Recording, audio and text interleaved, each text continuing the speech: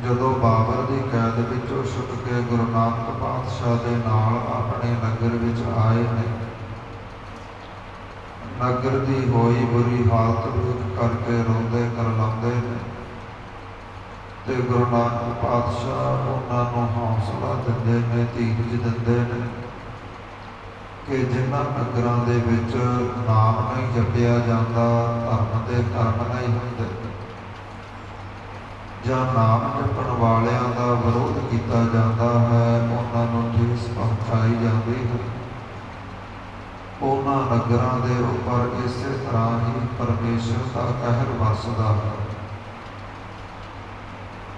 ਤੇ ਜੋ ਪ੍ਰਾਣੀ ਚਲੇ ਗਏ ਨੇ, ਜੋ ਪਠਾਨ ਮੌਤ ਦੇ ਘਾਟ ਉਤਰ ਗਏ ਨੇ,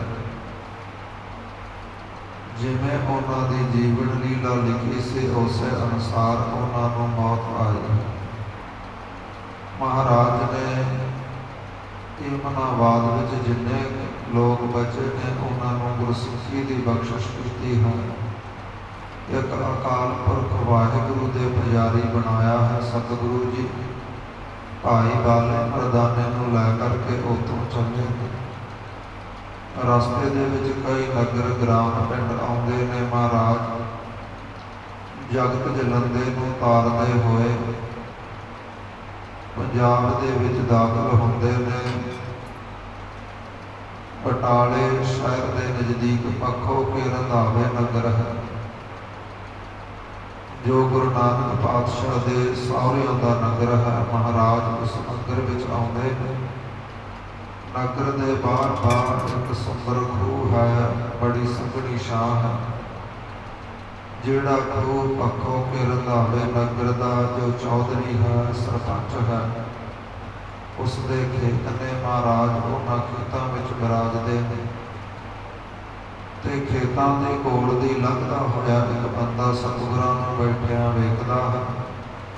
ਛੇਤੀ ਦੇ ਨਾਲ ਨਗਰ ਦੇ ਵਿੱਚ ਜਾ ਕਰਕੇ ਗੁਰੂ ਨਾਨਕ ਪਾਤਸ਼ਾਹ ਜੀਆਂ ਦੇ ਜੋ ਸਹੁਰੇ ਹਨ ਭਾਈ ਮੂਲ ਚੰਦ, ਉਹਨਾਂ ਨੂੰ ਖਬਰ ਦਿੰਦਾ ਹੈ ਕਿ ਜੋ ਤੁਹਾਡਾ ਜਵਾਈ ਫਕੀਰ ਬਣਿਆ ਹੈ, ਬੜੇ ਲੰਬੇ ਸਮੇਂ ਤੋਂ ਦੇਸ਼ਾਂ ਵਿਦੇਸ਼ਾਂ ਵਿੱਚ ਵਿਚਰ ਰਿਹਾ ਸੀ, ਹੁਣ ਆਪਣੇ ਨਗਰ ਦੇ ਬਾਹਰ ਜੋ ਚੌਧਰੀ ਦਾ ਖੂਹ ਹੈ ਉੱਥੇ ਬਿਰਾਜਿਆ, ਉੱਥੇ ਬੈਠਾ ਹੈ। ਭਾਈ ਮੂਲ ਚੰਦ ਔਰ ਨਗਰ ਦਾ ਜੋ ਚੌਧਰੀ ਹੈ, ਜਿਸ ਦਾ ਨਾਮ ਅਜਿੱਤਾ ਹੈ, ਇਹ ਦੋਨੋਂ ਜਾਣੇ ਬੜੀ ਛੇਤੀ ਦੇ ਨਾਲ ਆਉਂਦੇ ਨੇ। ਭਾਈ ਮੂਲ ਚੰਦ ਦੇ ਮਨ ਦੇ ਵਿੱਚ ਗੁਰੂ ਨਾਨਕ ਪ੍ਰਤੀ ਗੁੱਸਾ ਤਾਂ ਪਹਿਲਾਂ ਹੀ ਬਹੁਤ ਹੁੰਦਾ ਹੈ, ਪਰ ਜਦੋਂ ਦੂਰੋਂ ਹੀ ਗੁਰੂ ਨਾਨਕ ਪਾਤਸ਼ਾਹ ਨੂੰ ਫਕੀਰਾਂ ਵਾਲੇ ਲਿਬਾਸ ਵਸਤਰਾਂ ਵਿੱਚ ਵੇਖਦਾ ਹੈ ਤੇ ਗੁੱਸਾ ਦੁੱਗਣਾ ਹੋ ਜਾਂਦਾ ਹੈ। ਸਤਿਗੁਰਾਂ ਦੇ ਪਾਸ ਆਉਂਦਾ ਹੈ, ਬੜੇ ਬੋਲ ਕਬੋਲ ਬੋਲਦਾ ਹੈ ਕਿ ਹੇ ਗੁਰੂ ਨਾਨਕ, ਤੈਨੂੰ ਆਪਣੇ ਪੁੱਤਰਾਂ ਦੀ, ਆਪਣੀ ਪਤਨੀ ਦੀ ਰਤੀ ਭਰ ਵੀ ਖਬਰ ਨਹੀਂ। ਕਿੰਨੇ ਲੰਬੇ ਸਮੇਂ ਬਾਅਦ ਤੂੰ ਆਇਆ ਹੈ। ਜਦੋਂ ਆਇਆ ਹੈ ਤੇ ਫਿਰ ਇਹ ਫਕੀਰਾਂ ਵਾਲੇ ਲਿਬਾਸ ਪਹਿਨ ਕੇ ਆਇਆ ਹੈ। ਆਂਢ ਗੁਆਂਢ ਵਿੱਚ, ਨਗਰ ਵਿੱਚ, ਸ਼ਰੀਕੇ ਵਿੱਚ, ਮੇਰਿਆਂ ਭੈਣਾਂ ਭਰਾਵਾਂ ਦੇ ਵਿੱਚ ਮੇਰੀ ਤੂੰ ਬੇਇੱਜ਼ਤੀ ਕਰਵਾਉਣ ਦੀ ਖਾਤਰ ਆਇਆ ਹੈ। ਉਹ ਕਹਿੰਦੇ ਨੇ ਕਿ ਮੂਲ ਚੰਦ ਜਦੋਂ ਲੜਕੀ ਵਿਆਹੀ ਸੀ, ਤੂੰ ਤਾਂ ਕਹਿੰਦਾ ਸੀ ਉਸਦਾ ਮੋਦੀ ਖਾਨਾ ਹੈ, ਬੜਾ ਕਮਾਊ, ਇਸ ਪ੍ਰਕਾਰ ਬੜਾ ਕਮਾਊ ਬੰਦਾ ਹੈ ਜਿਸ ਦੇ ਨਾਲ ਮੈਂ ਆਪਣੀ ਧੀ ਵਿਆਹ ਰਿਹਾ। ਪਰ ਹੁਣ ਤੈਨੂੰ ਫਕੀਰ ਬਣਿਆ ਵੇਖ ਕਰਕੇ ਉਹ ਸਾਡਾ ਮਜ਼ਾਕ ਉਡਾਉਂਦੇ ਨੇ। ਇਹਨਾਂ ਬੋਲ ਕਬੋਲ ਬੋਲਦਾ ਮੂਲ ਚੰਦ ਛੇਤੀ ਦੇ ਨਾਲ ਨਗਰ ਦੇ ਵਿੱਚ ਜਾਂਦਾ ਹੈ। ਆਪਣੇ ਘਰੋਂ ਸੁੰਦਰ ਭੋਜਨ ਔਰ ਵਧੀਆ ਵਸਤਰ ਲੈ ਕਰਕੇ ਆਉਂਦਾ ਹੈ। ਗੁਰੂ ਨਾਨਕ ਪਾਤਸ਼ਾਹ ਦੇ ਅੱਗੇ ਲਿਆ ਕਰਕੇ ਭੋਜਨ ਰੱਖਦਾ ਹੈ, ਵਸਤਰ ਰੱਖਦਾ ਹੈ, ਕਹਿੰਦਾ ਹੈ ਕਿ ਗੁਰੂ ਨਾਨਕ, ਇਹ ਫਕੀਰਾਂ ਵਾਲਾ ਲਿਬਾਸ ਉਤਾਰ ਦੇ ਤੇ ਜਿਹੜੇ ਆ ਮੈਂ ਵਸਤਰ ਲੈ ਕੇ ਆਇਆ ਹਾਂ ਇਹਨਾਂ ਨੂੰ ਪਹਿਨਣਾ ਕਰ ਔਰ ਭੋਜਨ ਨੂੰ ਛਕਣਾ ਕਰ। ਗੁਰੂ ਨਾਨਕ ਪਾਤਸ਼ਾਹ ਜੀ ਬਿਰਾਜੇ ਰਹੇ, ਨਾ ਕਿਸੇ ਗੱਲ ਦਾ ਜਵਾਬ ਦਿੰਦੇ ਨੇ। ਮਹਾਰਾਜ ਨਾ ਭੋਜਨ ਛਕਦੇ ਨੇ, ਨਾ ਵਸਤਰਾਂ ਨੂੰ ਪਹਿਨਦੇ ਨੇ। ਬਾਰ ਬਾਰ ਬੋਲ ਬੋਲ ਰਿਹਾ ਹੈ ਭਾਈ ਮੂਲ ਚੰਦ ਗੁੱਸੇ ਦੇ ਵਿੱਚ ਆ ਕਰਕੇ ਆਪਣਾ ਭੋਜਨ ਚੱਕਦਾ ਹੈ, ਵਸਤਰ ਚੱਕਦਾ ਹੈ ਔਰ ਵਾਪਸ ਆਪਣੇ ਨਗਰ ਦੇ ਵਿੱਚ ਆ ਜਾਂਦਾ ਹੈ।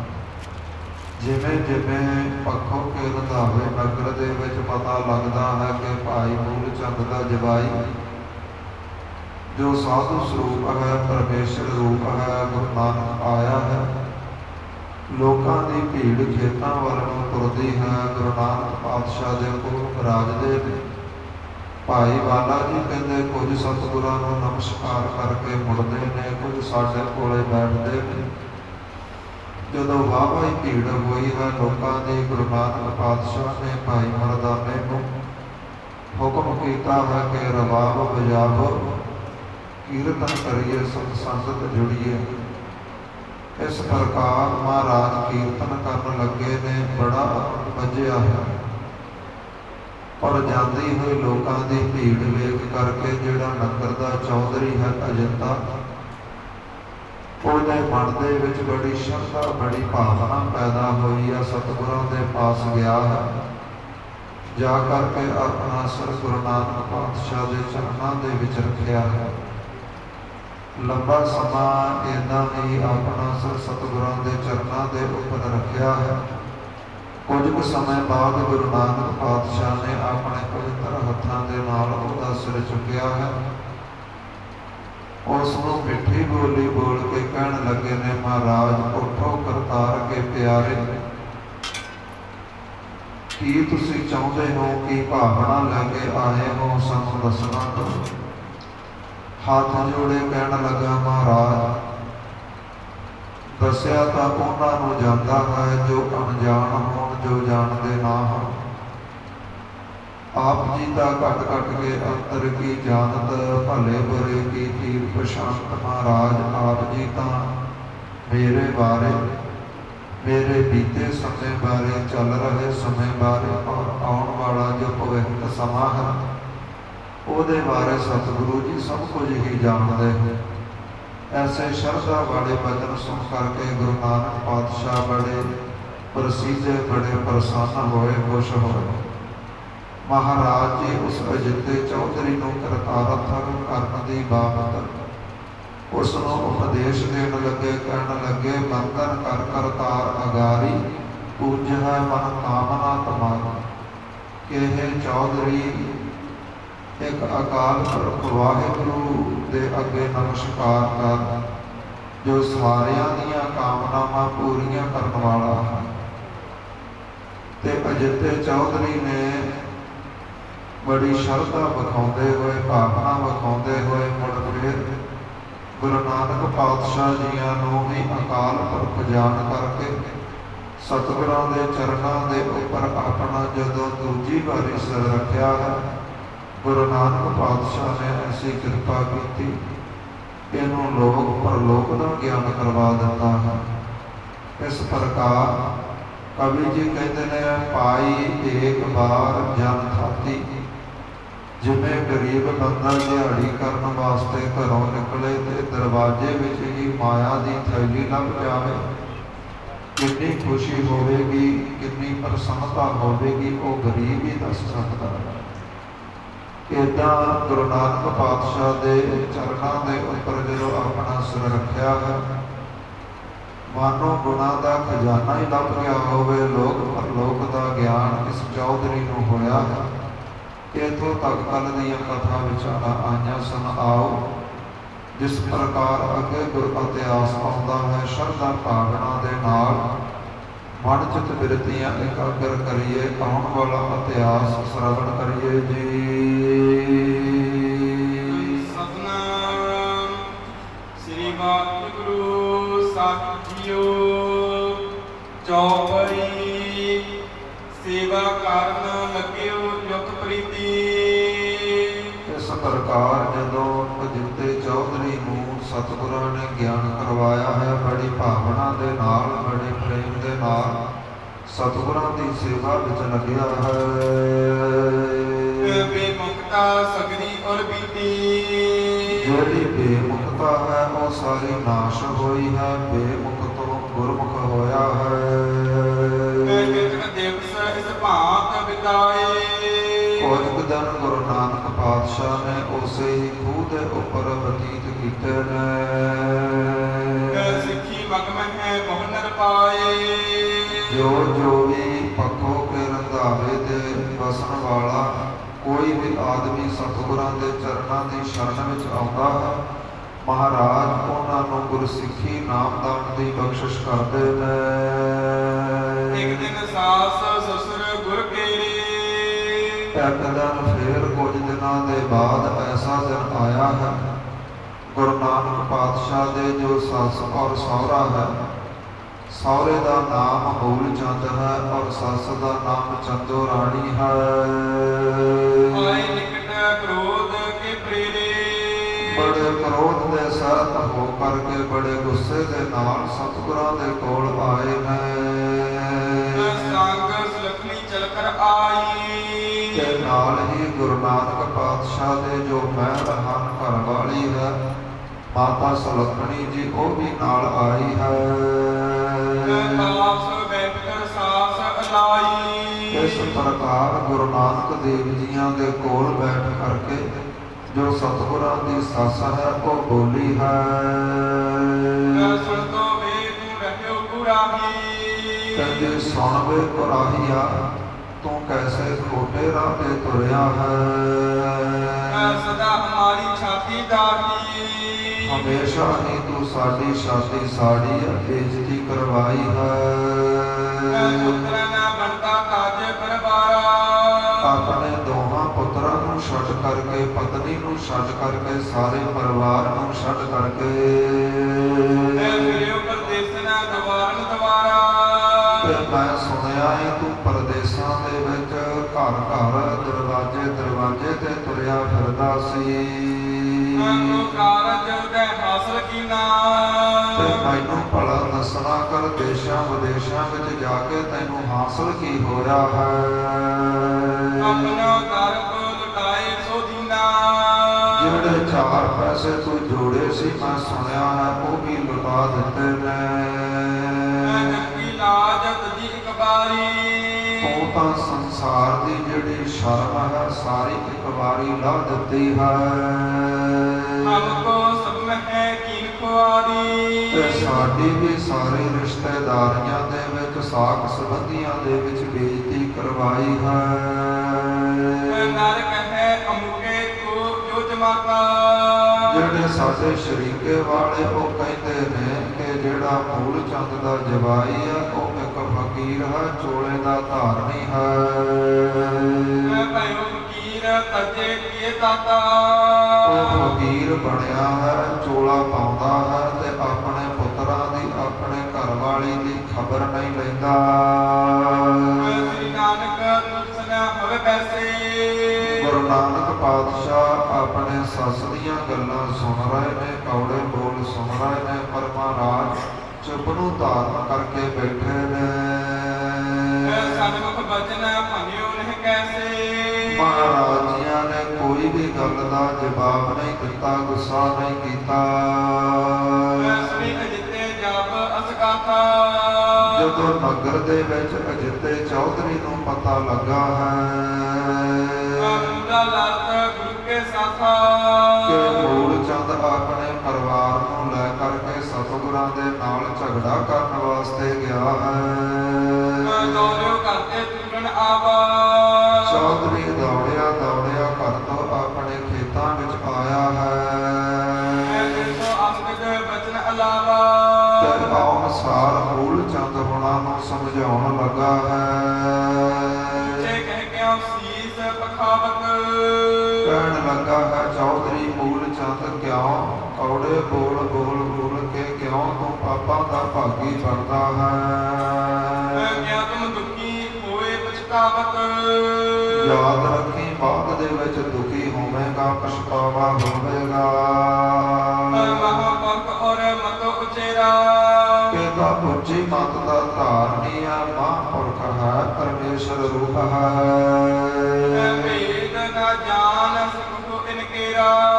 ਤੇਰੀ ਮਤ ਥੋੜੀ ਆ, ਜਿਵੇਂ ਇੱਕ ਜੁਗੂ ਨੂੰ ਇੱਕ ਟਟਿਆਣਾ ਇਸ ਪ੍ਰਕਾਰ ਸੂਰਜ ਦਾ ਭੇਦ ਨਹੀਂ ਪਾ ਸਕਦਾ, ਉਵੇਂ ਤੇਰੀ ਜਿਹੜੀ ਮਤ ਉਹ ਟਟਿਆਣੇ ਵਰਗੀ।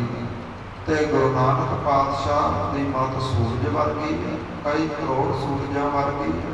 ਤੇਰਾ ਇਹਦੇ ਨਾਲ ਕੋਈ ਮੇਲ ਨਹੀਂ ਬਣਦਾ। ਬਿਨਾ ਹੇਤ ਤੇ ਆਨ ਅਕਾਵਤ, ਬਿਨਾਂ ਗੱਲ ਤੋਂ ਹੀ ਤੂੰ ਆ ਕੇ ਇਹਨੂੰ ਕੌੜੇ ਬੋਲ ਬੋਲਦਾ ਏ। ਏਕ ਨਹਿ ਤੁਮਕੋ ਕਛੁ ਦੁਖਾਵਤ, ਇਹ ਜਿਹੜਾ ਤੈਨੂੰ ਕਿਸੇ ਗੱਲ ਦਾ ਦੁੱਖ ਦਿੰਦਾ ਹੈ, ਨਹੀਂ ਵਿਗਾੜਤ ਕਾਰਜ ਰਾਈ, ਇਹਨੇ ਤੇਰਾ ਕਿਹੜਾ ਕਾਰਜ ਵਿਗਾੜਿਆ ਹੈ। ਕਛੁ ਨ ਜਾਚਤ ਤੁਮ ਟਿਕ ਜਾਈ, ਨਾਲੇ ਇਹ ਕਿਹੜਾ ਤੇਰੇ ਕੋਲੋਂ ਕੁਝ ਮੰਗਣ ਆਇਆ ਏ ਜੋ ਇੰਨਾ ਇਹਦੇ ਆਉਣ ਦਾ ਗੁੱਸਾ ਕਰਦਾ ਏ। ਕੰਠ ਕਠੋਰ ਗਿਰਾ ਦੁਖਦਾਈ, ਕਿਉਂ ਬਿਨਾਂ ਗੱਲ ਤੋਂ ਐਡੀ ਕਠੋਰ ਬੋਲੀ ਬੋਲਦਾ ਏ। ਨਾਹਕ ਰੋਸ ਕਰਮੋ ਅਕਲਾਈ, ਬਸ ਐਵੇਂ ਹੀ ਆਪਣਾ ਰੋਸ ਪ੍ਰਗਟ ਕਰ ਰਿਹਾ ਹੈ। ਅਕਲਾਈ ਭਾਵ ਦੁਖੀ ਹੋਵੇਗਾ। ਭਇਓ ਫਕੀਰ ਬ੍ਰਿਕਤ ਮਨ ਮਾਹੀ, ਇਹ ਤਾਂ ਫਕੀਰ ਬਣਿਆ ਹੈ ਤੇ ਫਕੀਰ ਵੀ ਵਿਰਕਤ ਹੈ। ਅਬ ਤੁਮ ਕਾਜ ਰਖਿਓ ਕੋ ਨਾਹੀ, ਇਹਨੂੰ ਤੇਰੇ ਤਾਈਂ ਕੋਈ ਕੰਮ ਨਹੀਂ, ਤੈਥੋਂ ਕੁਝ ਲੈਣ ਨਹੀਂ ਆਇਆ।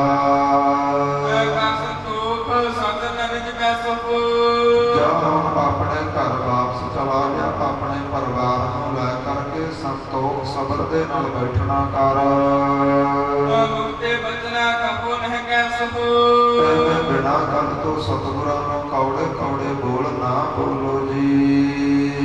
ਬੋਲਿਓ ਮੂਲਾ ਤੁਮੋ ਸਿਆਣੇ, ਏਦਾਂ ਚੌਧਰੀ ਦੇ ਬਚਨ ਸੁਣ ਕਰਕੇ ਮੂਲ ਚੰਦ ਬੋਲਿਆ ਕਿ ਚੌਧਰੀ ਜੀ ਤੁਸੀਂ ਤਾਂ ਸਿਆਣੇ ਹੋ, ਸੁਣੋ ਚੌਧਰੀ ਸਭ ਕੁਝ ਜਾਣੇ, ਤੇ ਤੁਸੀਂ ਸਾਰੀ ਕਹਾਣੀ ਜਾਣਦੇ ਹੋ ਕਿਵੇਂ ਇਸ ਨੇ ਆਪਣੇ ਪਰਿਵਾਰ ਦੀ ਖਬਰ ਤਿਆਗੀ ਹੈ। ਪ੍ਰਥਮ ਇਸ ਤੱਕ ਦਰਬ ਘਨੇਰਾ, ਤੂੰ ਜਾਣਦਾ ਹੈ ਜਦੋਂ ਇਹਦੇ ਨਾਲ ਰਿਸ਼ਤਾ ਜੋੜਿਆ ਸੀ, ਇਹਦਾ ਪਰਿਵਾਰ ਦੇ ਨਾਲ ਵਿਚਰਨਾ ਕਿੰਨਾ ਚੰਗਾ ਸੀ, ਬੋਲ ਬਾਣੀ ਕਿੰਨੀ ਚੰਗੀ ਸੀ, ਕਿੰਨੀ ਮਾਇਆ ਕਮਾਉਂਦਾ ਸੀ, ਆਪਦੀ ਦੁਕਾਨ ਸੀ, ਆਪਦਾ ਮੋਦੀਖਾਨਾ ਸੀ, ਸਾਰੇ ਨਗਰ ਦੇ ਵਿੱਚ ਇਹਦੇ ਸ਼ੁਭ ਗੁਣਾਂ ਦੀ ਚਰਚਾ ਹੁੰਦੀ ਸੀ।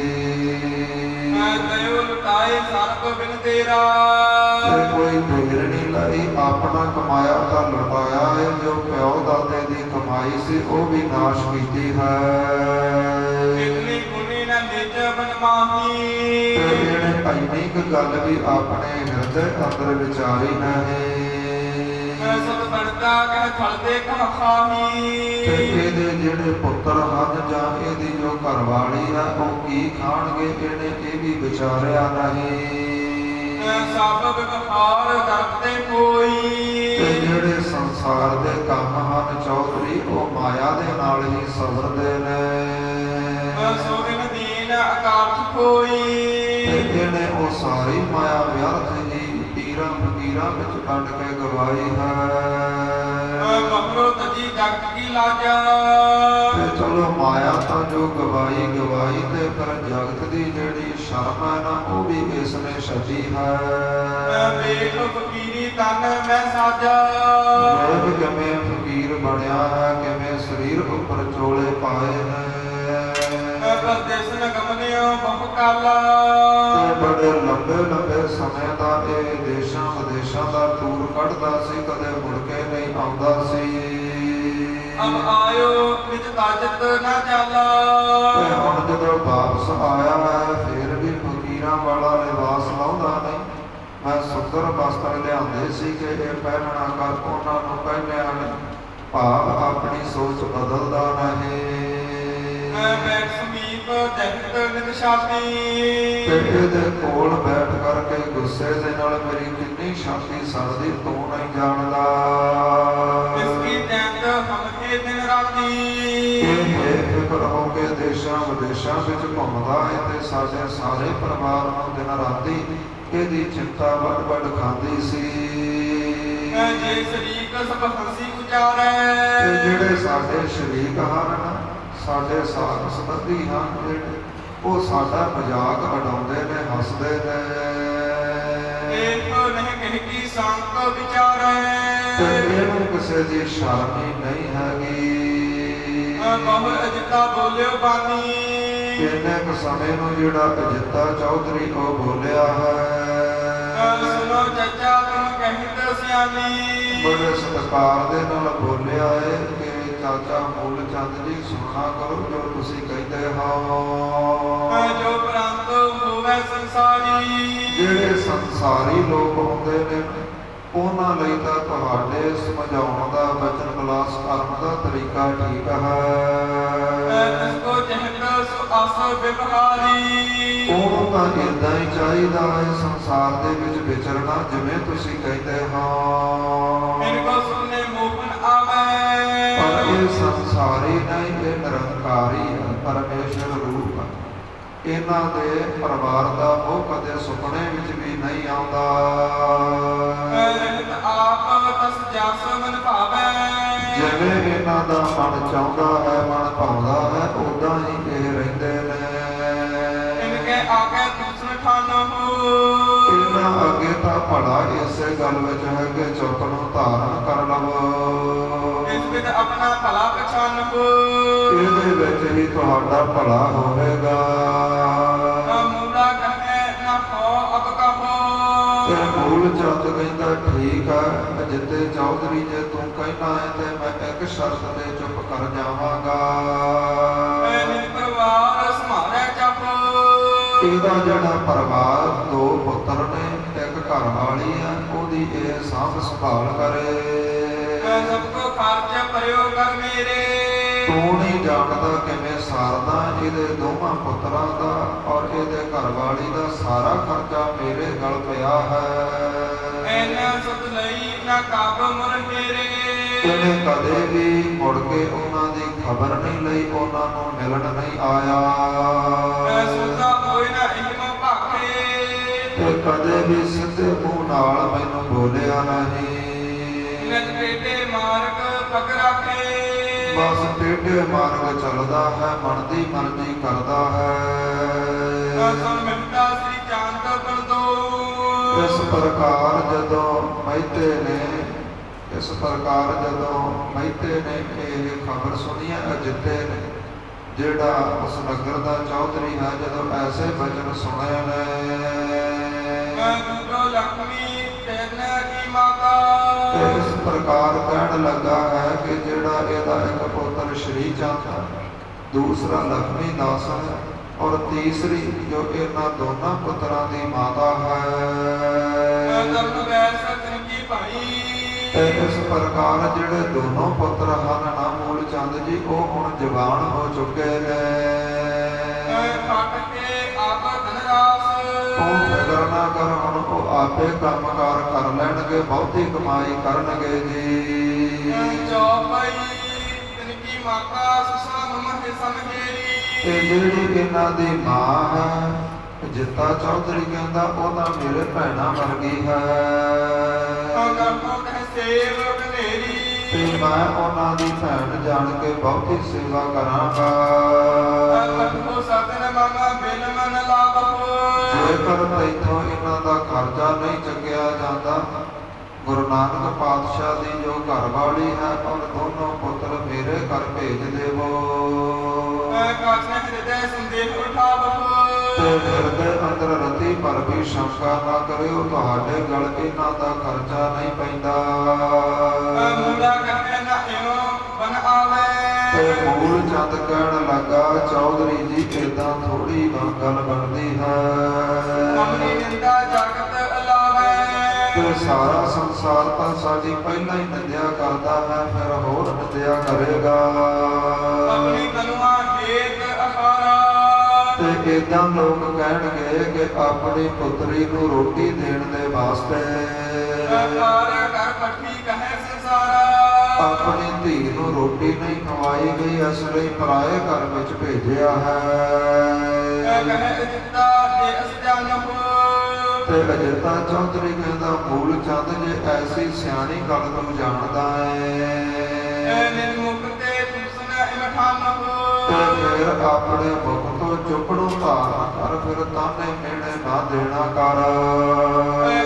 ਆਗੇ ਜਾਏ ਬਖਾਨਿਓ ਇਹਨਾਂ ਦੇ ਅੱਗੇ ਜਾ ਕੇ ਤੂੰ ਕੀ ਬਚਨ ਵਿਲਾਸ ਕਰਦਾ ਹੈ। ਜਿਨ ਕੋ ਭੇਦ ਸੋ ਜਾਏ ਨਾ ਜਾਣਿਓ ਜਿਨ੍ਹਾਂ ਦਾ ਤੂੰ ਭੇਦ ਹੀ ਨਹੀਂ ਜਾਣ ਸਕਿਆ।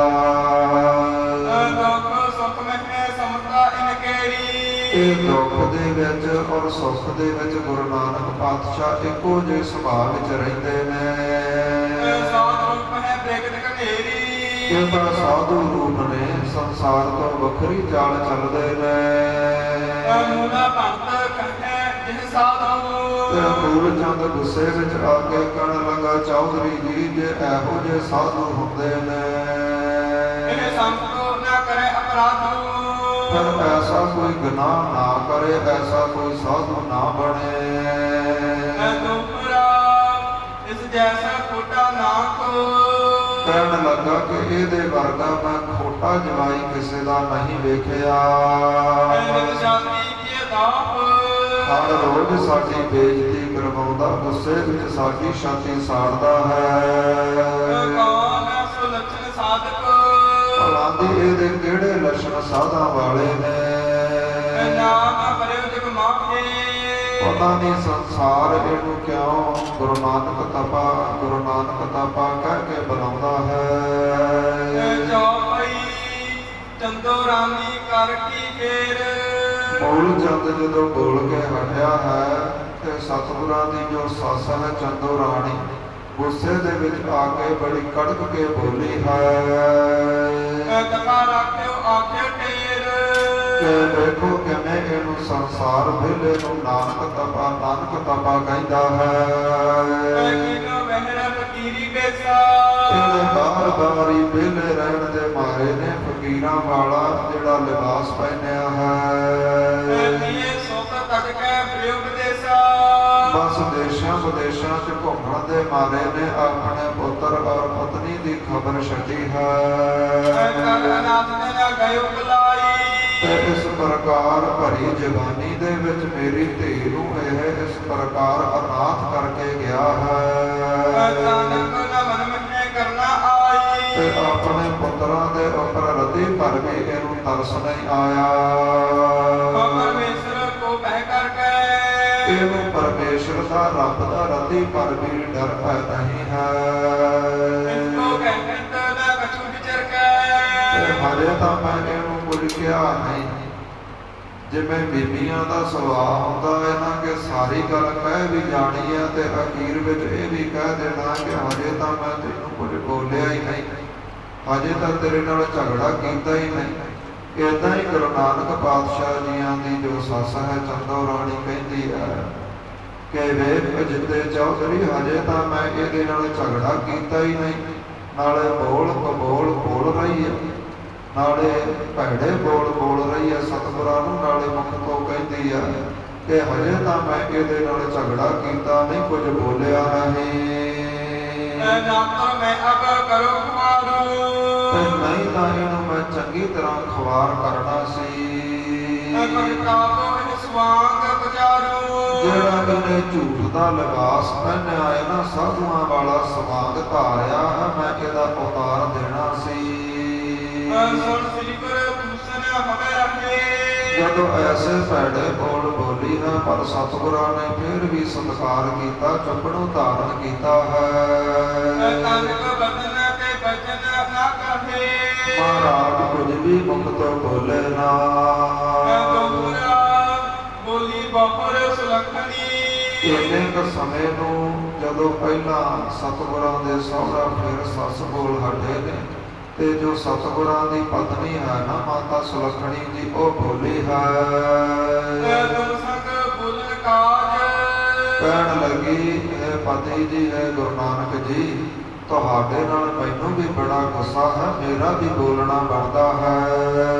ਇੱਕ ਵਾਰ ਇੱਕ ਲਾਜ ਤਾਜ ਕਿਵੇਂ ਤੁਸੀਂ ਇੱਕ ਵਾਰ ਤੇ ਸੰਸਾਰ ਦੀ ਸ਼ਰਮ ਛੱਡੀ ਹੈ। ਕਿਉਂ ਕਰ ਭਾਇਓ ਨੇ ਲਾਜ ਕਿਵੇਂ ਤੁਸੀਂ ਬੇਸ਼ਰਮ ਹੋ ਕੇ ਸੰਸਾਰ ਵਿੱਚ ਘੁੰਮਦੇ ਹੋ। ਜੋ ਪਈ ਕਿਉਂ ਤੁਮ ਫਿਰੇ ਮੋਟੇ ਸਿੰਘ ਲਾਵਨ ਤੇ ਜੇਕਰ ਤੁਸੀਂ ਇਦਾਂ ਹੀ ਮੇਰੇ ਨਾਲ ਕਰਨੀ ਸੀ ਫਿਰ ਮੇਰੇ ਨਾਲ ਫੇਰੇ ਕਿਉਂ ਲਾਏ ਸੀ।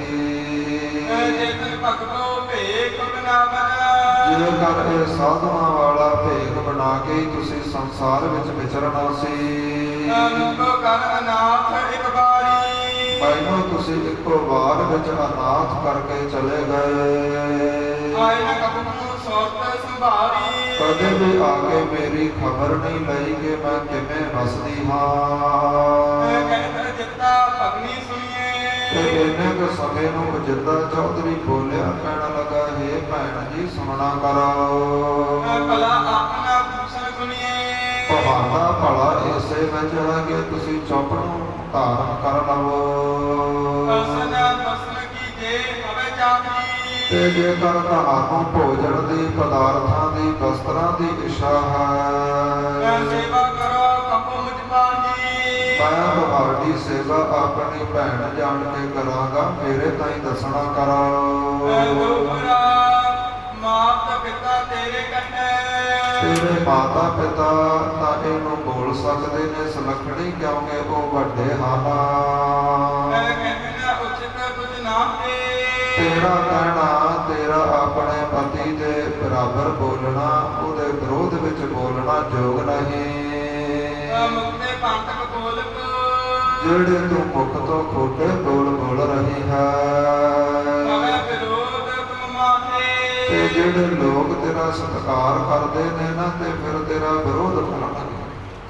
ਜਿਹੜੇ ਸਾਕ ਸੰਬੰਧੀ ਜਦੋਂ ਔਰਤ ਆਪਣੇ ਪਤੀ ਦੇ ਮੂਹਰੇ ਬੋਲਣ ਲੱਗ ਜਾਵੇ ਨਾ ਸੰਗਤ ਜੀ, ਤੇ ਫਿਰ ਜਿਹੜੇ ਨਗਰ ਦੇ ਸਿਆਣੇ ਪੁਰਸ਼ ਹੁੰਦੇ ਨੇ ਨਾ, ਉਹ ਫਿਰ ਉਸ ਨੂੰ ਭੈੜਾ ਜਾਣਦੇ ਨੇ, ਭਾਵੇਂ ਉਹ ਕਿੰਨੇ ਸ਼ੁਭ ਗੁਣਾਂ ਦੀ ਧਾਰਨੀ ਹੋਵੇ। ਜਦੋਂ ਪਤੀ ਦੇ ਨਾਲ ਉੱਚੀ ਆਵਾਜ਼ ਵਿੱਚ ਗੱਲ ਕਰਦੀ ਆ, ਪਤੀ ਦੀ ਆਗਿਆ ਵਿੱਚ ਨਹੀਂ ਰਹਿੰਦੀ, ਜਾਂ ਪਤੀ ਦੇ ਉਲਟ ਚੱਲਦੀ ਆ ਨਾ, ਫਿਰ ਸੰਸਾਰ ਦੇ ਲੋਕ ਉਹਦੀ ਨਿੰਦਿਆ ਕਰਦੇ ਨੇ। ਚੌਪਾਈ ਹੈ ਇਨਕੇ ਸੰਗ ਤੁਮਰੋ ਕਾਜਾ। ਇਹ ਮੇਰੀ ਭੈਣ ਸੁਣਨਾ ਕਰ, ਗੁਰੂ ਨਾਨਕ ਪਾਤਸ਼ਾਹ ਦੇ ਨਾਲ ਤਾਂ ਤੁਹਾਡਾ ਜੀਵਨ ਦਾ ਸਾਥ ਹੈ। ਇਹ ਸੋ ਸਭ ਵੇਦ ਸੁਖ ਸਾਜਾ। ਇਹ ਤੁਹਾਡੇ ਸਾਰੇ ਸੁੱਖਾਂ ਦਾ ਕਾਰਨ ਹਨ। ਤੇ ਹੱਥ ਜੋੜ ਕੇ ਕਹਿਣ ਲੱਗੀ ਹੈ ਸੁਲੱਖਣੀ, ਕਹਿੰਦੀ, ਹੈ ਮੇਰੇ ਭਾਈ ਅਜਿੱਤੇ ਚੌਧਰੀ ਸੁਣਨਾ ਕਰ। ਮੈਂ ਬੜਾ ਲੰਬਾ ਸਮਾਂ ਦੁੱਖਾਂ ਦੇ ਵਿੱਚ ਇਹਨਾਂ ਤੋਂ ਵੱਖਰੀ ਰਹੀ ਹਾਂ। ਇਹਨਾਂ ਨੇ ਹਰ ਪਲ ਹਰ ਦਿਨ ਉਡੀਕ ਕੀਤੀ ਹੈ। ਹੁਣ ਤਾਂ ਜਿਹੜੇ ਮੇਰੇ ਮਾਤਾ ਪਿਤਾ ਨੇ ਨਾ, ਇਹ ਵੀ ਮੈਨੂੰ ਤਾਨੇ ਮਿਹਣੇ ਮਾਰਦੇ, ਗਾਲਾਂ ਕੱਢਦੇ ਨੇ। ਇਹ ਵੀ ਮੈਨੂੰ ਆਪਣੇ ਗਲੇ ਚੋਂ ਲਾਉਣਾ ਚਾਹੁੰਦੇ ਨੇ, ਆਪਣੇ ਘਰ ਚੋਂ ਭੇਜਣਾ ਚਾਹੁੰਦੇ ਨੇ। ਮੈਨੂੰ ਗੱਲੀ ਬਾਤੀ ਬੋਲ ਬੋਲ ਬੋਲਦੇ ਤਾਨੇ ਮਾਰਦੇ ਨੇ। ਇਹ ਤਾਂ ਕਹਿੰਦੇ ਨੇ ਕਿ ਤੂੰ ਵੀ ਸਾਡੇ ਜਵਾਈ ਵਾਂਗ ਫਕੀਰ ਬਣ ਜਾ, ਉਹੋ ਜਿਹੀ ਬਣ ਜਾ ਜਿਹੋ ਜਿਹਾ ਉਹ ਬਣਿਆ ਹੈ। ਜਾਂ ਹੁਣ ਘਰ ਤੋਂ ਚਲੀ ਜਾ, ਆਪਣੇ ਪਤੀ ਦੇ ਕੋਲ ਰਹਿਣਾ ਕਰ। ਜਿਵੇਂ ਤੇਰਾ ਪਤੀ ਸਾਧੂ ਬਣਿਆ ਹੈ ਨਾ, ਤੂੰ ਵੀ ਸਾਧਨੀ ਹੋ ਜਾ, ਉਹਦੇ ਵਾਲਾ ਲਿਬਾਸ ਪਹਿਨ ਲੈ।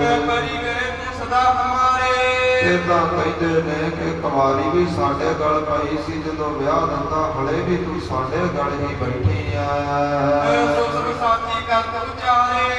ਤੇ ਮੇਰੇ ਭਰਾ ਜਿੱਤੇ ਚੌਧਰੀ, ਇਹਦੇ ਵਿੱਚ ਝੂਠ ਵੀ ਕੀ ਆ, ਗੱਲ ਸੱਚੀ ਹੈ।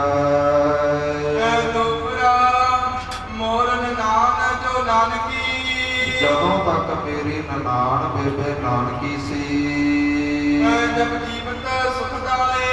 ਜਦੋਂ ਤੱਕ ਉਹ ਜਿਉਂਦੀ ਸੀ, ਮੈਨੂੰ ਉਹਦਾ ਬੜਾ ਸੁੱਖ ਸੀ।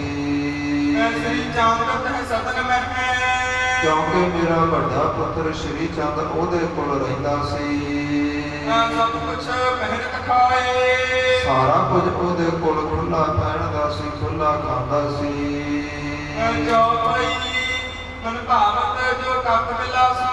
ਤੇ ਮਨ ਭਾਉਂਦੀਆਂ ਮੇਰਾ ਪੁੱਤਰ ਖੇਡਾਂ ਖੇਡਦਾ ਸੀ। ਤੇ ਮੈਨੂੰ ਰਤੇ ਭਰ ਵੀ ਉਦੋਂ ਸ਼੍ਰੀ ਚੰਦ ਦੀ ਚਿੰਤਾ ਨਹੀਂ ਸੀ। ਜਦੋਂ ਦੀ ਮੇਰੀ ਨਨਾਣ ਬੇਬੇ ਨਾਨਕੀ ਲੋਕ ਨੂੰ ਛੱਡ ਕੇ ਪਰਲੋਕ ਗਏ ਨੇ, ਉਦੋਂ ਦਾ ਮੇਰੀ ਜ਼ਿੰਦਗੀ ਦੇ ਵਿੱਚ ਚਿੰਤਾ ਹੀ ਚਿੰਤਾ ਬਣੀ ਹੈ। ਨਾਸ ਦਿਸਤੇ ਮੁਝ ਬਣਿਓ ਕਫੇਰਾ ਬਸ ਦਸੇ ਦਿਸ਼ਾਵਾਂ ਹੀ ਮੈਨੂੰ ਡਰਾਉਂਦੀਆਂ ਨੇ। ਕਿਸ ਪ੍ਰਕਾਰ ਹਮੇ ਜੀਵਨ ਮੇਰਾ ਤੇ ਮੇਰੇ ਭਰਾ ਚੌਧਰੀ ਤੂੰ ਦੱਸ ਕਿਵੇਂ ਮੇਰਾ ਜਿਉਣਾ ਹੋਵੇ। ਆਸ ਕੈ ਆਖਨ ਆਸੂ ਕੇਰਤ ਅਭੀ ਜੀ ਕਹਿੰਦੇ ਭਾਈ ਬਾਲਾ ਜੀ ਦੱਸਦੇ ਨੇ ਕਿ ਮਾਤਾ ਸੁਲੱਖਣੀ ਜੀ ਏਦਾਂ ਕਹਿੰਦੀ ਕਹਿੰਦੀ ਉੱਚੀ ਉੱਚੀ ਰੋਣ ਲੱਗੀ ਹੈ। ਉੱਚ ਸਵਾਸ ਲੈ ਧਰਨੀ ਕੇਰਤ ਤੇ ਉੱਚੇ ਉੱਚੇ ਠੰਡੇ ਹੋ ਕੇ ਭਰਦੀ ਹੈ। ਸ੍ਰੀ ਨਾਨਕ ਪੇਖ ਸੁਣ ਕੇ ਬਾਨੀ ਏਦਾਂ ਰੋਂਦੀ ਹੋਈ ਮਾਤਾ ਸੁਲੱਖਣੀ ਜੀ ਠੰਡੇ ਹੋ ਕੇ ਭਰਦੀ ਹੈ ਤੇ ਧਰਤੀ ਵੱਲ ਵੇਖੀ ਜਾਂਦੀ ਹੈ। ਨੀਵੀਂ ਪੱਗ ਗੁਰੂ ਨਾਨਕ ਪਾਤਸ਼ਾਹ ਨੇ ਜਦੋਂ ਐਸੇ ਬਚਨ ਬਲਾਸ ਸੁਣੇ ਨੇ ਕਿ ਮੇਰੀ ਪਤਨੀ ਦੇ ਨਾਲ ਉਹਦੇ ਆਪਣੇ ਘਰ ਦੇ ਵਿੱਚ ਐਸਾ ਵਰਤਾਵ ਹੁੰਦਾ ਹੈ ਤੇ ਸਤਿਗੁਰਾਂ ਨੇ ਕਿਰਪਾ ਦ੍ਰਿਸ਼ਟੀ ਪਾਈ ਹੈ। ਕਰੁਣਾ ਬਹੁਠਾਨੀ ਮਹਾਰਾਜ ਦੇ ਹਿਰਦੇ ਅੰਦਰ ਬੜੀ ਕਿਰਪਾ ਆਈ ਹੈ ਜੀ। ਕਹਿਤ ਪਏ ਸੁਣ ਚੋਣੀ ਕਾਨਾ ਤੇ ਕਹਿਣ ਲੱਗੇ ਗੁਰੂ ਨਾਨਕ ਪਾਤਸ਼ਾਹ ਕੇ ਚੌਣੀ ਗੋਤ ਦੀਏ ਸੁਲੱਖਣੀਏ ਸੁਣਨਾ ਕਰ।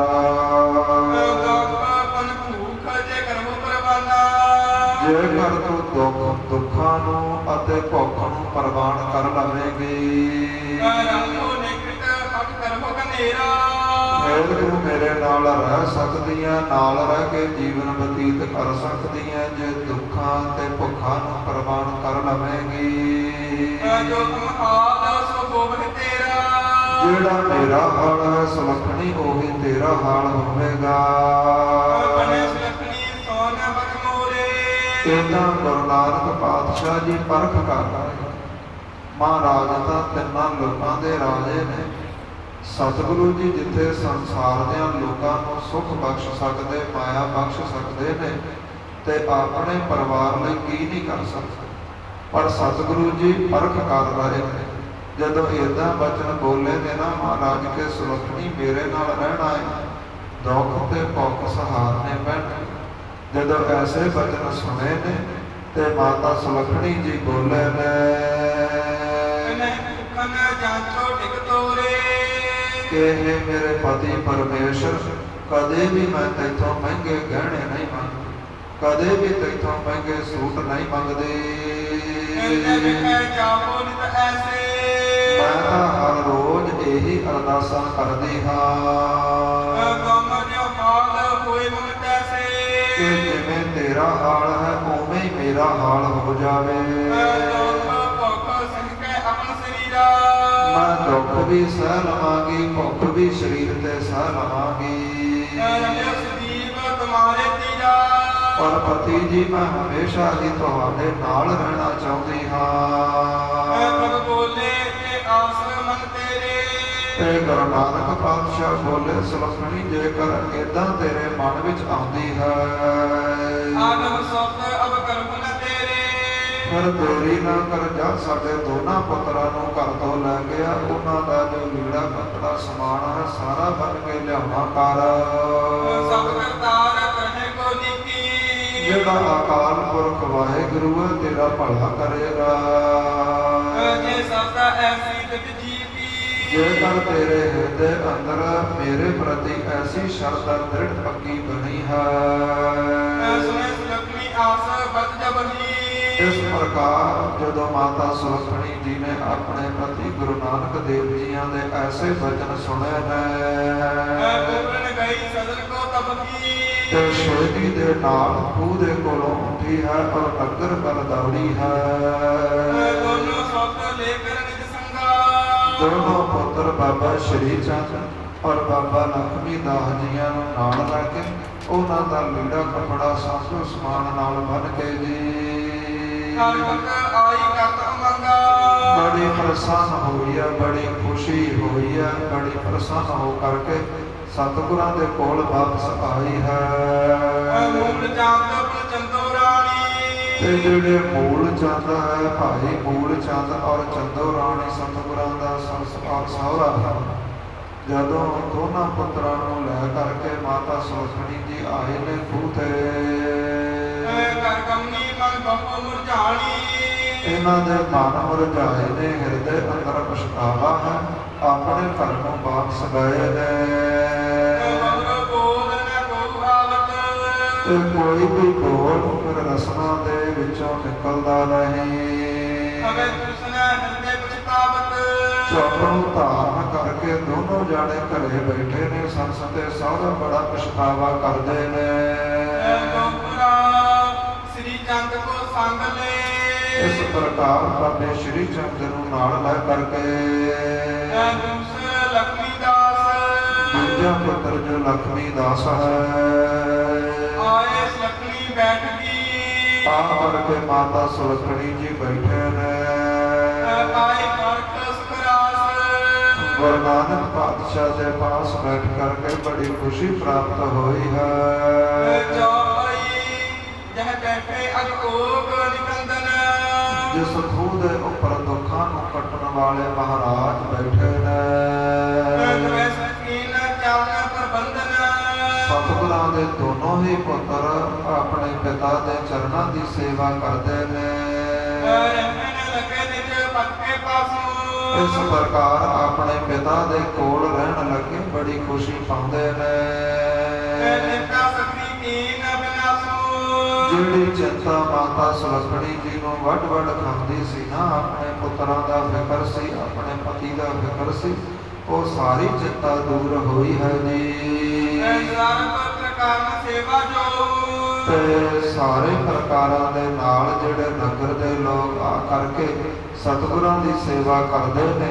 ਇਸ ਪ੍ਰਕਾਰ ਸਤਿਗੁਰਾਂ ਦੀ ਪਤਨੀ ਔਰ ਦੋਨੋਂ ਪੁੱਤਰ ਵੀ ਸੇਵਾ ਵਿੱਚ ਲੱਗੇ ਨੇ। ਤੇ ਜਿਹੜਾ ਪੱਖੋਂ ਕੇ ਰੰਧਾਵੇ ਨਗਰ ਦਾ ਚੌਧਰੀ ਹੈ, ਸਰਪੰਚ ਹੈ, ਉਹ ਵੀ ਸਤਿਗੁਰਾਂ ਦੀ ਸੇਵਾ ਬੜੀ ਭਾਵਨਾ ਨਾਲ ਕਰਦਾ ਹੈ। ਤੇ ਸਤਿਗੁਰਾਂ ਦੀ ਸੇਵਾ ਦੇ ਵਿੱਚੋਂ ਚੌਧਰੀ ਨੂੰ ਪ੍ਰਾਪਤ ਕੀ ਹੋਇਆ ਹੈ? ਬੜੀ ਸ਼ਕਤੀ ਦਾ ਮਾਲਕ ਬਣਿਆ ਹੈ। ਤੇ ਜਿਹੜੇ ਜਨਮ ਔਰ ਮਰਨ ਦੀ ਮਨੁੱਖਾਂ ਨੂੰ ਚਿੰਤਾ ਲੱਗੀ ਰਹਿੰਦੀ ਹੈ, ਉਹ ਸਾਰੀ ਚਿੰਤਾ ਉਸ ਚੌਧਰੀ ਦੀ ਦੂਰ ਹੋ ਗਈ। ਮਹਾਰਾਜ ਨੇ ਉਸ ਦੇ ਜਨਮ ਮਰਨ ਦੇ ਗੇੜੇ ਕੱਟ ਦਿੱਤੇ ਨੇ, ਉਹਦੀ ਸੇਵਾ ਪ੍ਰਵਾਨ ਕੀਤੀ ਹੈ। ਇਸ ਪ੍ਰਕਾਰ ਮਹਾਰਾਜ ਆਪਣੇ ਪਰਿਵਾਰ ਦੇ ਸਮੇਤ ਉਸ ਖੂਹ ਦੇ ਉੱਪਰ ਬਿਰਾਜੇ ਹੋਏ ਨੇ। ਇੱਥੋਂ ਤੱਕ ਅੱਜ ਦੀ ਸੰਗਤ ਦੀ ਕਥਾ ਵਿਚਾਰ ਆਈ ਹੈ। ਇੱਥੇ ਹੀ ਵਿਸ਼ਰਾਮ ਲੈਂਦੇ ਹਾਂ। ਨਾਲ ਹੀ ਅਧਿਆਇ ਸੰਪੂਰਨ ਹੁੰਦਾ ਹੈ। ਕੱਲ੍ਹ ਨੂੰ ਨਵੇਂ ਅਧਿਆਇ ਦੀ ਆਰੰਭਤਾ ਹੋਵੇਗੀ। ਭਾਈ ਬਾਲਾ ਜੀ ਅਗਲਾ ਇਤਿਹਾਸ ਇਸ ਪ੍ਰਕਾਰ ਗੁਰਸਿੱਖਾਂ ਤਾਈਂ ਸੁਣਾਉਣਗੇ। ਸਮੇਂ ਸਿਰ ਹਾਜ਼ਰੀਆਂ ਭਰ ਕਰਕੇ ਇਹ ਜਿਹੜਾ ਗੁਰ ਇਤਿਹਾਸ ਹੈ ਨਾ, ਇਹਦਾ ਲਾਹਾ ਲਿਆ। ਭਾਵੇਂ ਕਿ ਜਿੱਡਾ ਸਾਡਾ ਨਗਰ ਹੈ, ਓਨੀ ਗਿਣਤੀ ਦੇ ਵਿੱਚ ਸੰਗਤ ਆਉਂਦੀ ਨਹੀਂ। ਸੰਗਤ ਜੀ ਸੋਚਣ ਵਾਲੀ ਗੱਲ ਹੈ, ਜਿਹੜਾ ਇਹ ਗੁਰ ਇਤਿਹਾਸ ਹੈ, ਆਪ ਜੀ ਮੈਥੋਂ ਉਮਰਾਂ ਦੇ ਵਿੱਚ ਕਈ ਸਾਲ ਵੱਡੇ ਹੋ, ਕਈ ਬਜ਼ੁਰਗ 50 ਸਾਲ ਵੱਡੇ ਨੇ, ਪਰ ਇਹ ਨਗਰ ਦੇ ਵਿੱਚ ਜਿਹੜੀ ਕਥਾ ਵਿਚਾਰ ਸਤਿਗੁਰਾਂ ਨੇ ਬਖਸ਼ਿਸ਼ ਕੀਤੀ ਆ ਨਾ, ਅੱਜ ਤੋਂ ਪਹਿਲਾਂ ਇਹ ਕਥਾ ਵਿਚਾਰ ਜਿਉਂ ਆਪਣਾ ਨਗਰ ਵਸਿਆ, ਜਿਉਂ ਆਪਣਾ ਨਗਰ ਵਸਿਆ ਹੈ, ਇਹ ਕਥਾ ਵਿਚਾਰ ਇੱਥੇ ਨਹੀਂ ਹੋਈ। ਇਹ ਸਤਿਗੁਰਾਂ ਨੇ ਕਿਰਪਾ ਕੀਤੀ ਹੈ। ਜੋ ਨਗਰ ਦੇ ਵਿੱਚ ਸਤਿਗੁਰਾਂ ਦਾ ਇਤਿਹਾਸਕ ਸਥਾਨ ਹੈ, ਗੁਰੂ ਹਰਗੋਬਿੰਦ ਪਾਤਸ਼ਾਹ ਜੀਆਂ ਦੀ ਚਰਨ ਛੋਹ ਧਰਤੀ ਹੈ, ਤੇ ਇਤਿਹਾਸਕ ਸਥਾਨਾਂ ਦੇ ਉੱਪਰ ਇਤਿਹਾਸ ਦੀ ਜਿਹੜੀ ਕਥਾ ਵਿਚਾਰ ਹੋਣੀ ਇਹ ਲਾਜ਼ਮੀ ਹੈ। ਅੱਜ ਤੋਂ ਪਹਿਲਾਂ ਇਹ ਇਤਿਹਾਸ ਇੱਥੇ ਨਹੀਂ ਵਿਚਾਰਿਆ ਗਿਆ।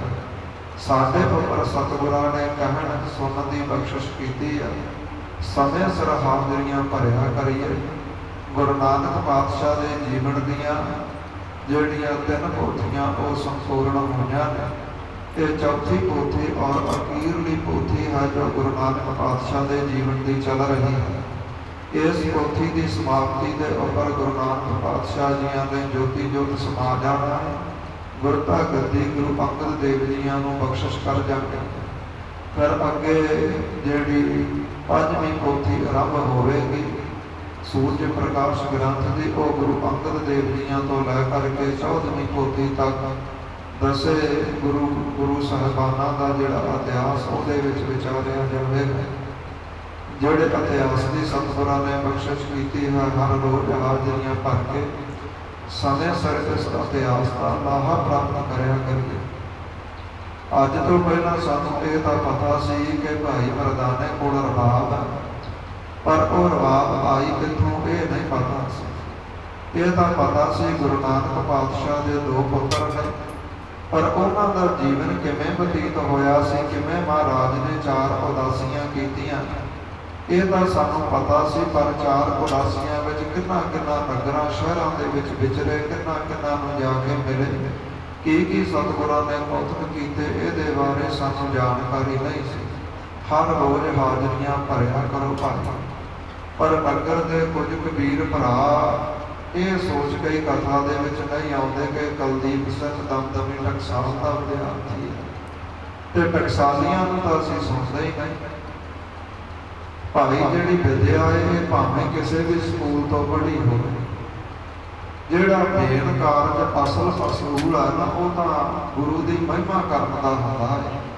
ਆਓ ਭਾਵੇਂ ਕੋਈ ਟਕਸਾਲ ਦਾ ਵਿਦਿਆਰਥੀ ਸੁਣਾਵੇ, ਭਾਵੇਂ ਕੋਈ ਦੂਜਾ ਕੋਈ, ਪਰ ਗੁਰੂ ਗੋਬਿੰਦ ਸਿੰਘ ਸਾਹਿਬ ਜੀਆਂ ਨੇ ਜੋ ਬਖਸ਼ਿਸ਼ ਕੀਤੀ ਹੈ ਦਮਦਮੀ ਟਕਸਾਲ ਤੇ, ਇਹ ਕਹਿਣ ਤੋਂ ਗੁਰੇਜ਼ ਨਾ ਕਰਨ ਕਿ ਜਿਹੜੇ ਦੁਨਿਆਵੀ ਮਨੁੱਖਾਂ ਨੇ ਕਾਲਜ ਖੋਲ੍ਹੇ ਨੇ, ਉਹ ਕਦੇ ਵੀ ਇਤਿਹਾਸ ਦੀ ਕਥਾ ਕਹਿ ਸੁਣ ਨਹੀਂ ਸਕਦਾ, ਕਦੇ ਵੀ ਕਥਾ ਸੁਣਾ ਨਹੀਂ ਸਕਦਾ। ਗਿਆਨੀ ਪਿੰਦਰਪਾਲ ਵਰਗੇ ਗੁਰਸਿੱਖੀ ਦਾ ਥੰਮ ਹਨ ਸਕਦੇ, ਬੜੀ ਪਰਮੇਸ਼ਰ ਦੀ ਕਿਰਪਾ ਹੈ, ਪਰ ਇਤਿਹਾਸ ਦੀ ਕਥਾ ਨਹੀਂ ਕਰ ਸਕਦੇ। ਪਰ ਜਿਹੜੀ ਦਮਦਮੀ ਟਕਸਾਲ ਨੇ ਬਖਸ਼ਿਸ਼ ਆਪਣੇ ਵਿਦਿਆਰਥੀਆਂ ਦੇ ਕੀਤੀ ਹੈ, ਇਹ ਸਾਰੀ ਬਖਸ਼ਿਸ਼ ਪਿੰਡਾਂ ਦੇ ਵਿੱਚ ਟਕਸਾਲ ਦੇ ਬੜੇ ਵਿਦਿਆਰਥੀ ਜੋ ਉਸਤਾਦਾਂ ਕੋਲੋਂ ਪੜ੍ਹੇ ਹਨ, ਉਹ ਅਸੀਂ ਦਰਸਾਉਂਦੇ ਹਾਂ। ਹਰ ਰੋਜ਼ ਹਾਜ਼ਰੀਆਂ ਭਰਿਆ ਕਰੋ। ਆਪ ਜੀਆਂ ਦੇ ਪੁੱਤਰਾਂ ਵਰਗਾ ਹਾਂ, ਆਪ ਜੀਆਂ ਦੇ ਭਰਾਵਾਂ ਵਰਗਾ ਹਾਂ। ਕੇਵਲ ਦਮਦਮੀ ਟਕਸਾਲ ਦਾ ਜਾਣ ਕਰਕੇ ਈਰਖਾ ਨਾ ਕਰਿਆ ਕਰੋ, ਭੇਦਭਾਵ ਨਾ ਕਰਿਆ ਕਰੋ। ਇਹ ਗੁਰੂ ਹਰਗੋਬਿੰਦ ਪਾਤਸ਼ਾਹ ਜੀਆਂ ਦਾ ਦਰਬਾਰ ਹੈ, ਇੱਥੇ ਕੋਈ ਵੀ ਆ ਕੇ ਇਤਿਹਾਸ ਦਾ ਲਾਹਾ ਲੈ ਸਕਦਾ ਹੈ। ਜੇ ਕਿਸੇ ਦੇ ਮਨ ਵਿੱਚ ਕੋਈ ਸ਼ੰਕਾ ਪੈਦਾ ਹੁੰਦਾ ਹੈ ਇਤਿਹਾਸ ਪ੍ਰਤੀ, ਤੇ ਮੇਰੇ ਨਾਲ ਵਚਨ ਵਿਲਾਸ ਵੀ ਕਰ ਸਕਦਾ ਹੈ, ਪੁੱਛ ਦੱਸ ਵੀ ਸਕਦਾ ਹੈ। ਭਾਈ ਜਿੰਨੀ ਕੁ ਮਹਾਰਾਜ ਨੇ ਮਤ ਸਮਤ ਬਖਸ਼ੀ ਹੈ, ਉਸੇ ਅਨੁਸਾਰ ਜਵਾਬ ਵੀ ਦੇਵਾਂਗੇ। ਪਰ ਕਥਾ ਵਿਚਾਰ ਵਿੱਚ ਹਰ ਰੋਜ਼ ਹਾਜ਼ਰੀਆਂ ਭਰਿਆ ਕਰੋ। ਵੱਡੀ ਗਿਣਤੀ ਦੇ ਵਿੱਚ ਬਜ਼ੁਰਗ ਵੀ ਆਇਆ ਕਰਨ, ਭੈਣਾਂ ਵੀ ਆਇਆ ਕਰਨ, ਬੀਬੀਆਂ ਵੀ ਆਇਆ ਕਰਨ। ਆਪਣੇ ਬੱਚਿਆਂ ਨੂੰ ਵੀ ਲੈ ਕੇ ਆਇਆ ਕਰੋ, ਤਾਂ ਜੋ ਇਤਿਹਾਸ ਤੋਂ ਜਾਣੂ ਹੋ।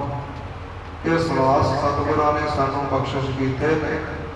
ਪਤਾ ਨਹੀਂ ਕਿੱਦਣ ਕਹਿਣ ਵਾਲਿਆਂ ਦੇ ਨਿਕਲ ਜਾਣੇ ਨੇ, ਕਿੱਦਣ ਸੁਣਨ ਵਾਲਿਆਂ ਦੇ ਨਿਕਲ ਜਾਣੇ ਨੇ। ਆਪਾਂ ਵੇਖਦੇ ਹਾਂ ਕਿੰਨੇ ਜਿਹੜੇ ਸਤਸੰਗੀ ਲੋਕ ਸਨ, ਉਹ ਪਿਛਲੇ ਸਮੇਂ ਦੇ ਵਿੱਚ ਸਾਨੂੰ ਵਿਛੋੜਾ ਦੇ ਗਏ। ਜਿਹੜੇ ਹਰ ਰੋਜ਼ ਗੁਰੂ ਘਰ ਦੀਆਂ ਹਾਜ਼ਰੀਆਂ ਭਰਦੇ ਸਨ, ਕਥਾ ਵਿਚਾਰਾਂ ਵਿੱਚ ਹਾਜ਼ਰੀਆਂ ਭਰਦੇ ਸਨ, ਤੇ ਜਿੰਨੇ ਕੁ ਸਵਾਸ ਸਤਿਗੁਰਾਂ ਨੇ ਬਖਸ਼ੇ ਨੇ, ਉਹਦਾ ਲਾਹਾ ਲਈਏ, ਗੁਰ ਇਤਿਹਾਸ ਤੋਂ ਜਾਣੂ ਹੋਈਏ। ਹਰ ਰੋਜ਼ ਹਾਜ਼ਰੀਆਂ ਭਰਿਆ ਕਰੋ। ਹੋਈਆਂ ਭੁੱਲਾਂ ਚੁੱਕਾਂ ਦੀ ਖਿਮਾ ਬਖਸ਼ੋ। ਅਰਦਾਸ ਕਰਨੀ ਕਿ ਇਹ ਕਥਾ ਵਿਚਾਰ ਕੋਈ ਵੀ ਸਰਕਾਰੀ ਦੁਨਿਆਵੀ ਕੁਦਰਤੀ ਵਿਘਨ ਨਾ ਪਵੇ। ਨਹੀਂ ਤਾਂ ਅਕਸਰ ਪਿੰਡਾਂ ਦੇ ਵਿੱਚ ਇੱਦਾਂ ਹੁੰਦਾ ਹੈ, ਜਦੋਂ ਗੁਰੂ ਘਰ ਦੀਆਂ ਕਮੇਟੀਆਂ ਬਦਲਦੀਆਂ ਨੇ, ਤੇ ਪਰ ਸਭ ਤੋਂ ਪਹਿਲਾਂ ਉਹ ਆਪਣਾ ਜ਼ੋਰ ਜਿਹੜੇ ਰੱਖੇ ਗਏ ਸੇਵਾਦਾਰ ਨੇ, ਭਾਵੇਂ ਉਹ ਗ੍ਰੰਥੀ ਹੋਵੇ, ਰਾਗੀ ਹੋਵੇ ਜਾਂ ਫਿਰ ਲਾਗਲੀ ਸਿੰਘ ਹੋਵੇ, ਉਸ ਨੂੰ ਬਦਲ ਕੇ ਹੀ ਆਪਣੀ ਪ੍ਰਧਾਨਗੀ ਦਿਖਾਉਂਦੇ ਨੇ ਕਿ ਅਸੀਂ ਪ੍ਰਧਾਨ ਬਣੇ ਆ, ਲਓ ਭਾਈ ਅਸੀਂ ਹੁਣ ਆਪਣੀ ਪਸੰਦ ਦੇ ਲੈ ਕੇ ਆਵਾਂਗੇ। ਤੇ ਦਾਸ ਨੂੰ ਕੋਈ ਇਹਦੇ ਵਿੱਚ ਕੋਈ ਜੁੱਤੀ ਵੀ ਨਹੀਂ, ਭਾਈ ਲੈ ਕੇ ਜਿਹੜਾ ਮਰਜ਼ੀ ਆ ਜਾਓ। ਪਰ ਇਤਿਹਾਸ ਇੱਦਾਂ ਹੀ ਚੱਲਦਾ ਰਹੇ। ਪਰ ਇਤਿਹਾਸ ਜਿਹੜੀਆਂ ਸੰਗਤਾਂ ਬੀਬੀਆਂ, ਬਜ਼ੁਰਗ ਬੀਬੀਆਂ ਮੇਰੇ ਆਉਣ ਤੋਂ ਪਹਿਲਾਂ, ਸਮੇਂ ਤੋਂ ਪਹਿਲਾਂ ਆ ਕੇ ਵਿਰਾਜ ਜਾਂਦੀਆਂ ਨੇ, ਇਹਨਾਂ ਦਾ ਖਿਆਲ ਜ਼ਰੂਰ ਰੱਖੇ।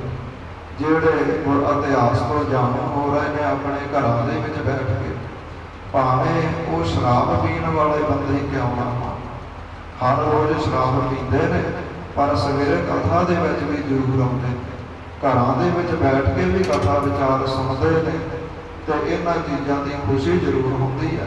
ਕਿ ਕਿਸੇ ਨਾ ਕਿਸੇ ਦਿਨ ਐਸਾ ਦਿਨ ਆਵੇਗਾ ਗੁਰੂ ਦੇ ਕਹੇ ਬਚਨ ਉਹਨਾਂ ਦੇ ਹਿਰਦੇ ਅੰਦਰ ਵਸਣਗੇ, ਜਿਹੜੀਆਂ ਭੈੜੀਆਂ ਕੁਰੀਤੀਆਂ ਨੇ, ਜਿਹੜੇ ਅੰਮ੍ਰਿਤ ਦੀ ਦਾਤ ਤੋਂ ਵਾਂਝੇ ਹਨ, ਜਿਹੜੇ ਸ਼ਰਾਬ ਦਾ ਸੇਵਨ, ਨਸ਼ਿਆਂ ਦਾ ਸੇਵਨ ਕਰਦੇ ਨੇ, ਇੱਕ ਦਿਨ ਸਤਿਗੁਰੂ ਜੀ ਕਿਰਪਾ ਕਰਨਗੇ, ਉਹਨਾਂ ਦੀਆਂ ਜਿਹੜੀਆਂ ਇਹ ਭੈੜੀਆਂ ਕੁਰੀਤੀਆਂ ਨੇ ਇਹ ਵੀ ਦੂਰ ਹੋ ਜਾਣਗੀਆਂ।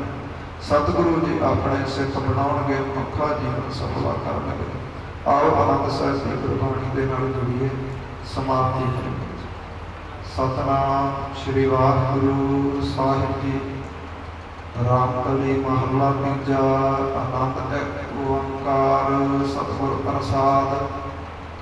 ਆਨੰਦ ਪਾਇਆ ਮੇਰੀ ਮਾਏ, ਸਤਿਗੁਰੂ ਮੈਂ ਪਾਇਆ, ਸਤਿਗੁਰ ਤਾ ਪਾਇਆ ਸਹਿਜ ਸਿੱਧੀ ਮਨ ਵਜੀਆਂ ਆਧਾਈਆਂ। ਰਾਗ ਰਤਨ ਪਰਵਾਰ ਪਰਿਆਂ ਸ਼ਬਦ ਗਾਵਨ ਆਈਆਂ, ਸ਼ਬਦ ਤਾ ਗਾਵਾ ਹਰੀ ਤੇਰਾ ਮਨ ਜਿਨੀ ਵਸਾਇਆ। ਕਹੈ ਨਾਨਕ ਆਨੰਦ ਹੋਆ ਸਤਿਗੁਰੂ ਮੈਂ ਪਾਇਆ। ਇਹ ਮਨ ਮੇਰਿਆ ਤੂੰ ਸਦਾ ਰਹੁ ਹਰਿ ਨਾਮੇ, ਮਨ ਨਾਲ ਰਹੋ ਤੂੰ ਮਨ ਮੇਰੇ ਦੁਖ ਸਭ ਵਿਸਾਰਨਾ। ਅੰਗੀਕਾਰ ਹੋ ਕਰੇ ਤੇਰਾ ਕਾਰਜ ਸਭ ਸਵਾਰਨਾ। ਸਭਨਾ ਗੱਲਾਂ ਸਮਰੱਥ ਸੁਆਮੀ ਸੋ ਕਿਆ ਮਨ ਹਮ ਵਿਸਾਰੇ। ਕਹੈ ਨਾਨਕ ਮਨ ਮੇਰੇ ਸਦਾ ਰਹੋ ਹਰਿ ਨਾਮੇ। ਸਾਚੇ ਸਾਹਿਬਾ ਕਿਆ ਨਾਹੀ ਕਰ ਤੇਰਾ ਕਰਤਾ ਤੇਰਾ ਸਭ ਕੁਛ ਹੈ ਜਿਸ ਦੇ ਸੋ ਪਾਵੈ। ਸਦਾ ਸਿਫਤ ਸਲਾਹ ਤੇਰੀ ਨਾਮ ਮਨ ਵਸਾਵੈ। ਨਾਮ ਜਿਨ ਕਾ ਮਨ ਵਸਿਆ ਵਾਜੇ ਸ਼ਬਦ ਕਨੇਰੇ। ਕਾਹੈ ਨਾਨਕ ਸੱਚੇ ਸਾਹਿਬ ਕਿਆ ਨਾਮ ਕਰ ਤੇਰਾ। ਸਾਚਾ ਨਾਮ ਮੇਰਾ ਆਧਾਰੋ, ਸਾਚ ਨਾਮ ਆਧਾਰ ਮੇਰਾ ਜਿਨ ਭੁੱਖਾ ਸਭ ਵਾਜਾ। ਕਰ ਸ਼ਾਂਤ ਸੁਖ ਮਨ ਆਇ ਵਸਿਆ ਜਿਨ ਇੱਛਾ ਸਭ 부ਝਾਈਆਂ। ਸਦਾ ਕੁਰਬਾਨ ਕੀਤਾ ਗੁਰ ਬਿਟਵਾ ਜਿਸ ਦੀਆਂ ਇਹ ਵਡਿਆਈਆਂ। ਕਹੈ ਨਾਨਕ ਸਮਾਹ ਸੰਤ ਹੋ ਸ਼ਬਦ ਕਰੋ ਪਿਆਰ। ਸਾਚਾ ਨਾਮ ਮੇਰਾ ਆਧਾਰ। ਵਾਜੇ ਪੰਜ ਸ਼ਬਦ ਤਤ ਘਰ ਸੁਭਾਗੈ, ਘਰ ਸੁਭਾਗੈ ਸ਼ਬਦ ਵਾਜੇ ਕਲਾ ਜਿਤ ਕਰ ਧਾਰਿਆ। ਪੰਜ ਦੂਤ ਬੁੱਧਵਾਸ ਕੀਤੇ ਕਾਲ ਕੰਟਕ ਮਾਰਿਆ। ਤੁਰ ਕਰਮ ਪਾਇਆ ਤੁਧ ਜਿਨ ਪਾਸੇ ਨਾਮ ਹਰ ਕੈ ਲਾਗੇ। ਕਹੈ ਨਾਨਕ ਤੈ ਸੁਖ ਹੋਆ ਤਿਤ ਕਰ ਅਨਹਦ ਵਾਜੇ। ਆਨੰਦ ਸਮਾਵਟ ਭਾਗੀ ਹੋ ਸਗਲ ਮਨੋਰਥ ਪੂਰੇ। ਪਾਰ ਬ੍ਰਹਮ ਪਾਇਆ ਉਤਰੇ ਸਗਲ ਨਿਸੂਰੇ। ਦੁਖ ਰੋਗ ਸੰਤਾਪ ਉਤਰੇ ਸੁਣੀ ਸੱਚੀ ਬਾਣੀ। ਸੰਤ ਸਾਜਨ ਭਲੇ ਸਾਸੇ ਪੂਰੇ ਗੁਰ ਤੇ ਜਾਣੀ। ਸੁਣਤੇ ਪਵਿੱਤ ਕਹਤੇ ਭਗਤ ਸਤਿਗੁਰ ਰਹਿਆ ਭਰਪੂਰੇ। ਤਿਨ ਮੰਤ ਨਾਨਕ ਗੁਰ ਚਰਨ ਲਾਗੇ ਵਾਜੇ ਅਨਾਦ ਪੂਰੇ। ਸਲੋਕ ਪਵਨ ਗੁਰੂ ਪਾਣੀ ਪਿਤਾ ਮਾਤਾ ਤਤ ਮਹਤ ਦਿਵਸ ਰਾਤ ਦੋਇ ਦਾਈ ਦਾਇਆ। ਕੀਨੈ ਸਗਲ ਜਗਤ ਚੰਗਿਆਈਆਂ ਬੁਰਿਆਈਆਂ ਵਾਚਾ ਧੰਮ ਮਹਦੂਰ। ਕਰਮੀ ਆਪੋ ਆਪਣੀ ਕੇ ਨੇੜੇ ਕੇ ਦੂਰ। ਜਿਨੇ ਨਾਮ ਤੇ ਆਇਆ ਗਏ ਮਸਕਤ ਕਾਲ। ਨਾਨਕ ਤੇ ਮੁਖ ਉਜਲੇ ਕੀਤੀ ਛੁੱਟੀ ਨਾਲ। ਜਿਨੇ ਨਾਮ ਤੇ ਆਇਆ ਗਏ ਮਸਕਤ ਕਾਲ। ਨਾਨਕ ਤੇ ਮੁਖ ਉਜਲੇ